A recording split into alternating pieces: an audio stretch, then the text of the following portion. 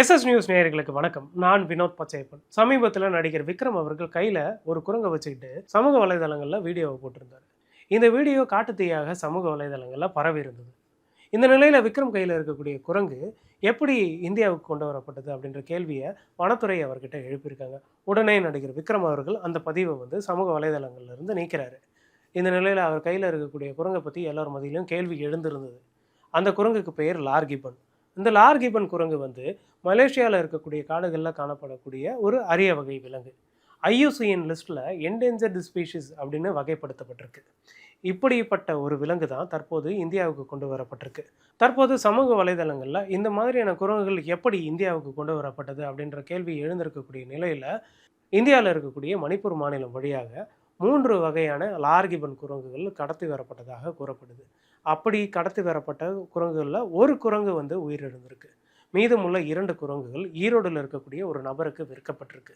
அந்த நபர் யார் அப்படின்னு பார்க்கும் பொழுது அவர் பெயர் சி.கே. ரங்கநாதன் அப்படின்னு சொல்லப்படுது.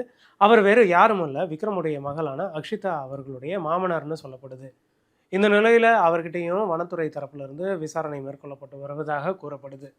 மேலும் சி.கே. ரங்கநாதன் அவர்களுக்கு கேசவநாதன் அப்படின்ற ஒரு நபர் தான் இந்த குரங்குகளை கொடுத்ததாக கூறப்படுது. இந்த குரங்குகளில் ஒரு குரங்கை தான் விக்ரம் அவர்கள் கையில் வச்சுக்கிட்டு கொஞ்சுவது போல ஒரு வீடியோவை பதிவிட்டிருக்காரு.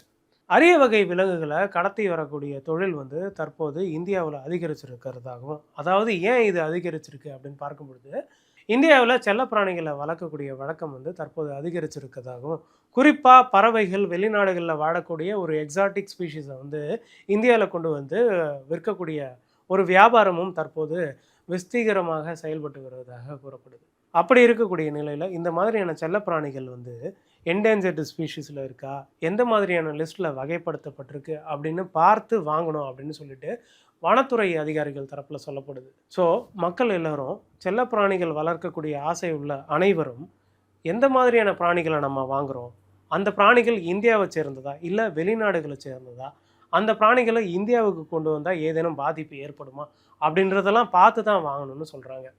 இந்த மாதிரியான செல்லப்பிராணிகளை இந்தியாவுக்கு கொண்டு வரும்பொழுது அந்த செல்லப்பிராணிகள் மூலமாக நோய் தொற்று பரவலை அதிகரிக்கக்கூடிய சூழலும் ஏற்படும் அப்படின்னு சொல்கிறாங்க. இந்த மாதிரியான லார்கிபன் வகை குரங்குகளால் இந்தியாவில் தொற்றுகள் ஏற்படக்கூடிய சூழலும் ஏற்படும் அப்படின்னு வனத்துறையினர் எச்சரிக்கிறாங்க. இந்த நிலையில் சி.கே. ரங்கநாதன் அவர்களுக்கு இந்த குரங்கை விற்ற நபர் அவர்கிட்ட உரிய விளக்கம் கேட்டிருக்காங்க. எப்படி இந்த வனவிலங்கு இந்தியாவுக்குள்ளே கொண்டு வரப்பட்டது, அவர்கிட்ட சைட்ஸ் பேப்பர் இருக்கா அப்படின்ற கேள்வியும் எழுப்பியிருக்காங்க. சைட்ஸ் என்னன்னா CITES அப்படின்னு சொல்லப்படக்கூடிய convention on international trade of endangered species அப்படின்னு சொல்லப்படக்கூடிய அந்த லீகல் பேப்பர் இருக்கா அப்படின்ற கேள்வி எழுந்திருக்கு. இந்த உரிய விசாரணைக்கு பிறகு இந்த வனவிலங்கு கடத்தப்பட்டதா அல்லது உண்மையாகவே ப்ராப்பரான பேப்பர்ஸோட இந்தியாவுக்கு கொண்டு வரப்பட்டதா, உரிய விசாரணைக்கு பிறகு இந்த தகவல் வெளியே வரும். ஸோ மக்கள் எல்லாரும் செல்லப்பிராணிகளை வாங்கும் பொழுது உன்னிப்பாக கவனித்து வாங்கணும் அப்படின்றது தான் இந்த காணொளி மூலமாக நாம் சொல்ல வரோம்.